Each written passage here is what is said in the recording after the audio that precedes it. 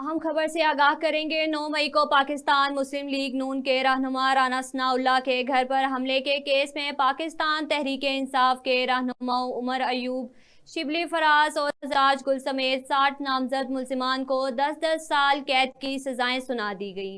इंसदाद दहशत गर्दी अदालत फैसलाबाद ने 9 मई को मुशीर वजीर आजम राना सनाउल्लाह के घर पर हमले के केस का फैसला सुना दिया।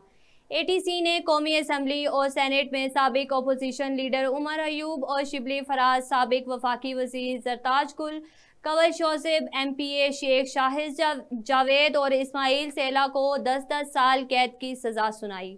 अदालत ने 16 मुल्जिमान को 3-3 साल कैद की सजाएं सुनाई, जबकि 34 मुल्जिमान को बरी कर दिया गया।